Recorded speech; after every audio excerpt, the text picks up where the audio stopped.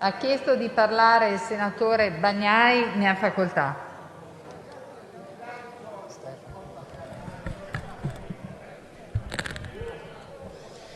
Grazie signor Presidente. Le grandi stanze vuote di solito hanno un eco persistente.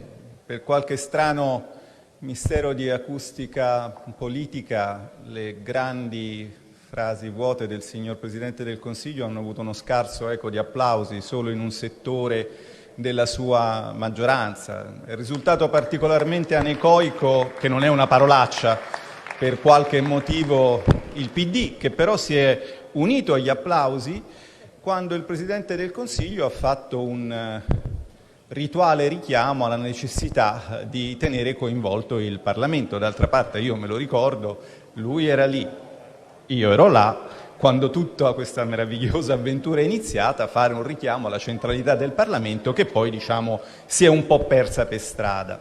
Avremmo quindi applaudito anche noi naturalmente alla volontà di coinvolgere il Parlamento se dopo tanti mesi, i sei mesi che ha snocciolato il collega Candiani, non fossimo convinti che questi richiami sono ormai, non voglio dire ipocriti, ma insomma retorici senz'altro.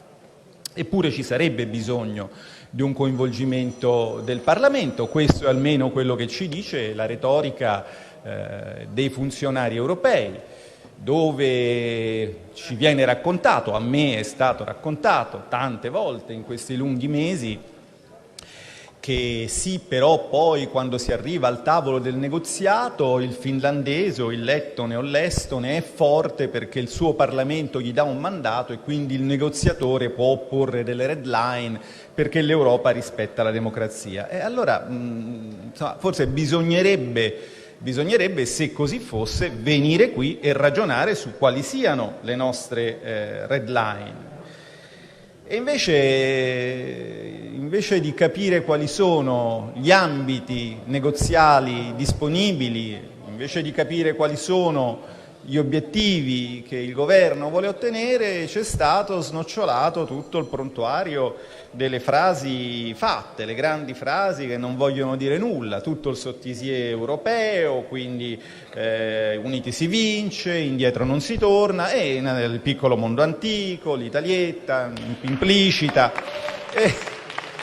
e naturalmente il fate presto, cioè schnell, che naturalmente gli italiani ormai sanno come funziona, perché dopo il fate presto, diciamo così, a seconda dei contesti storici, c'è una raffica di austerità o una raffica di machine pistol, non va mai comunque a finire bene dopo un fate presto.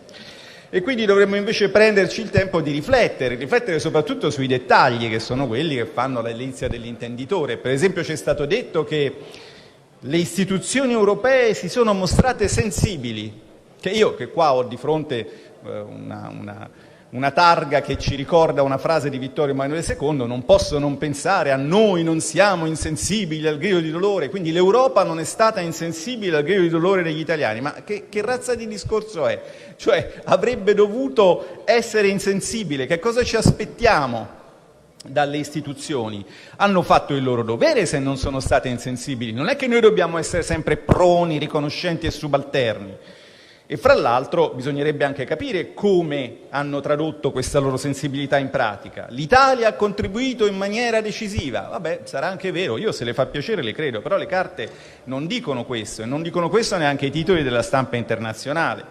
Il 19 aprile è arrivata la proposta spagnola, il 21 aprile è arrivata la proposta della Direzione Generale Budget della Commissione e il 22 aprile la mosca cocchiera italiana ha preceduto seguendo con la sua proposta italiana, che poi ricalcava di fatto quella della Commissione.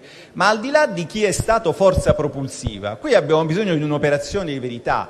L'Italia ha contribuito a che ancora non sappiamo come funzionerà questo Recovery Fund? Ne vogliamo parlare? Io adesso non voglio rientrare nelle cifre, nei numeri, anche perché queste cifre non ce le ha nessuno. Lei ci ha spiegato che vuole più grant, più sovvenzioni, ma la vogliamo fare un'operazione di verità? In ogni caso non sono soldi regalati, in ogni caso sono soldi che vanno rimborsati attraverso i contributi al bilancio comunitario, attraverso risorse proprie che sono nuove imposte, che è nuova taxation without representation.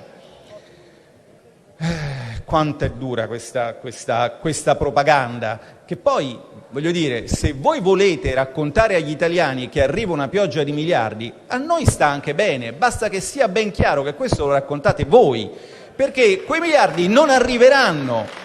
E in questo momento in particolare non sono arrivati perché l'Europa non solo non li ha raccolti, ma non si è neanche messa d'accordo su come raccoglierli. Quindi non capisco veramente di che cosa parlano certe fonti di stampa. Comunque a noi fa piacere sapere che lei in Europa è stato così efficace.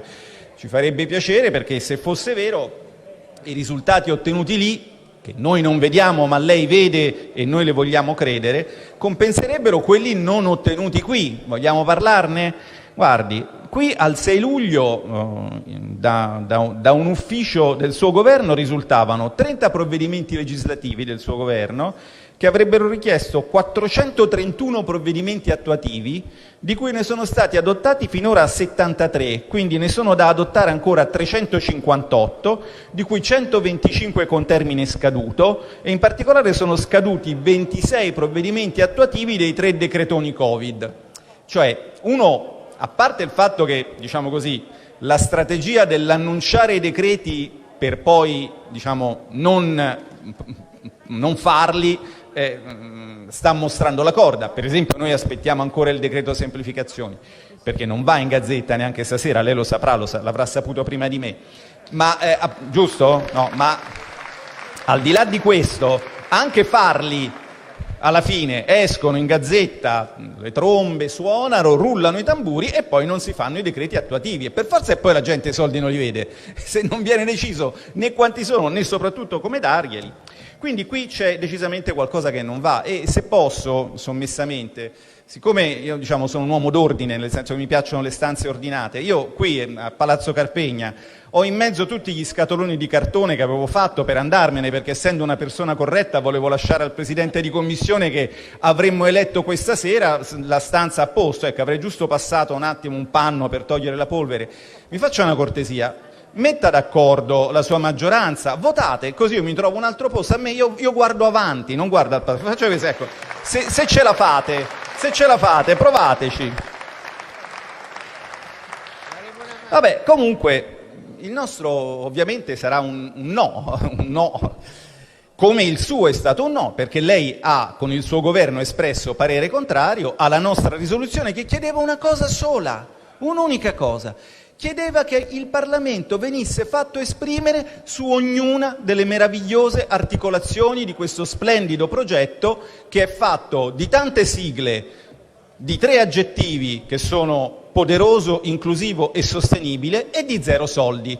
E noi volevamo comunque votare sul SURE, votare sul MES, votare su BEI, votare sul Recovery and Resilience Fund. Avremmo voluto. Ce lo faccia fare, ci faccia giocare alla democrazia, no? Però qui non mi sembra che ci stiamo orientando in quella direzione. E allora noi voteremo un no, che però non è un no liturgico, votiamo no perché siamo l'opposizione e dobbiamo dire no. È un no che va contro le cose che ci ripugnano, perché a noi ripugnano i luoghi comuni, ci ripugna la natura illiberale di questo progetto, di questo Leviatano, dell'idea che centralizzando tutto in questo immenso mostro burocratico risolveremo tutti i nostri problemi. Vede, lei non vuole i compromessi al ribasso, e questa è una cosa molto divertente, un'aspirazione nobile, ma lei lo sa in che sistema è? Lei è in un sistema che fatalmente vive sui compromessi al ribasso, perché in unione monetaria, se non si svaluta la moneta, si svalutano i salari. Lei vuole essere pragmatico, ma allora quando smetterà di raccontarci la favola di quelli che ci regalano i soldi per farci riaprire gli ospedali che ci hanno fatto chiudere? E questa favola non fa più ridere. Vede, e mi avvio a concludere rapidamente chiedendo, vede, noi abbiamo apprezzato la dignità con cui Mitsotakis ha detto una cosa molto semplice: fateci fare le nostre riforme, noi sappiamo quello che c'è da fare nel nostro paese, non abbiamo bisogno delle elezioni, in particolare di quelle della Germania, un paese, come ricordava il sovranista Pittella, abbiamo avuto un'autorità di vigilanza che anziché indagare su uno scandalo ha minacciato i giornalisti che lo stavano rivelando, parlo del Wirecard e parlo dei giornalisti del Financial Times.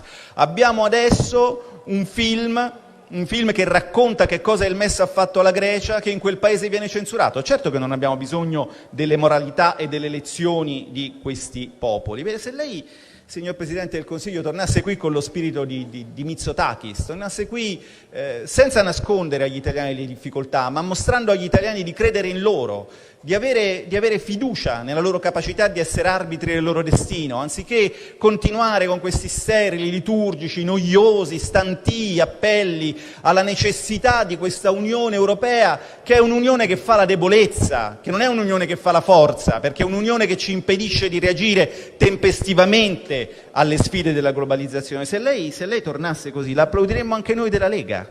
L'applaudiremmo anche noi della Lega, soprattutto se ci permettesse di dare il nostro contributo. Naturalmente, per fare quello, dovrebbe ogni tanto venirci a trovare, ma siccome così non è, e siccome molto visibilmente lei non è qui per difendere la dignità e l'indipendenza degli italiani, ma per difendere progetti che sono alieni al nostro Paese e al nostro popolo, e allora noi, col mio gruppo, temo che voteremo contro la risoluzione di maggioranza.